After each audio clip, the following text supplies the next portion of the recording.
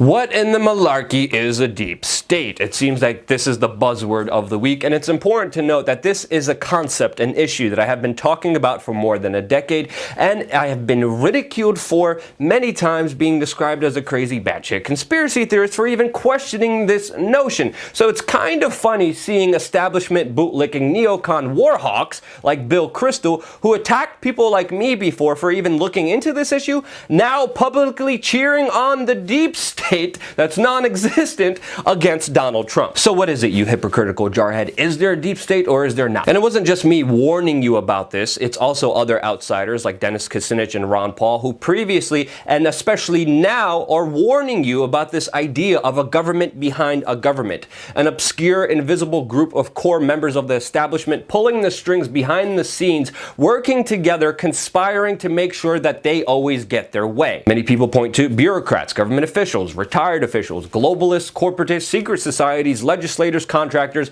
and even media personalities who manipulate and defend established government status quo policy as the foot soldiers in this deep state. And to me, this manipulation is exemplified every 4 years during presidential elections in the United States, especially around the topic of foreign policy. Many people don't know this, but George W. Bush ran as a non-interventionist, an isolationist in 2000. Barack Obama promised similar policies and ran on the ideas of peace, hope, and fricking change. Meanwhile, both have come out as bloodthirsty warhawks pushing failed foreign policy objectives that are ridiculously dumb and hurt our country, continuing those policies as if nothing has changed with every new president. And now there's Donald Trump, who on one hand seems to fight the deep state, and on the other hand seems to capitulate to them, especially on key issues which he railed against during his campaign, but now is compromising on, like protecting the terrorist exporters of Saudi Arabia, Russian aggression. He even went as far as to fire Michael Flynn. And I mean, Donald Trump did cozy up with the biggest establishment goon that there is, Henry Kissinger, so that is not a surprise.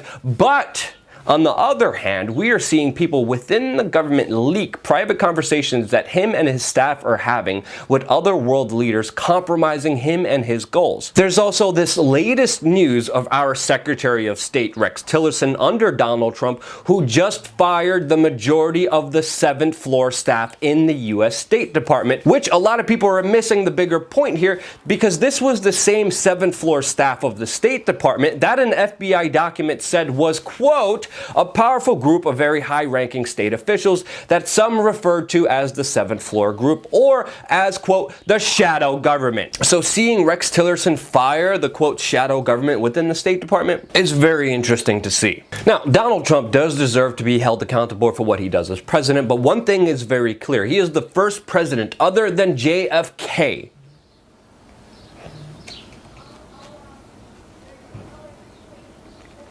to bring this issue to the national stage and make it a topic of debate. Now, of course, there's a lot of confusion surrounding this issue, a lot of conspiracy theories, a lot of people just bringing out facts out of their butt, making them up, and making anyone who talks about this issue sound like a nut job conspiracy tard, discrediting any real dialogue on this issue. But you cannot deny the fact that when people have fought against the prison-industrial complex, the pharmaceutical-industrial complex, the military-industrial complex, that they have always faced adversity from very well-organized groups with coordinated attacks, which makes it very difficult, if not impossible, from changing disastrous failed policies that work against the people of this country. For example, look at Rand Paul. He tried to pass the Audit the Federal Reserve bill, a bill that would actually give us some transparency and oversight into a deep-rooted establishment economic system in this country that has none. And his bill was compromised by Bernie Sanders, who watered it down, and Ted Cruz, who abstained from the vote even though it was a key issue for him. So yes, in my opinion, there is a deep state pulling the strings, keeping the same status quo, failing to make any real radical changes in this country for the betterment of the people. Now, is this a grand conspiracy that is coordinated, that is organized, and has been going on for decades?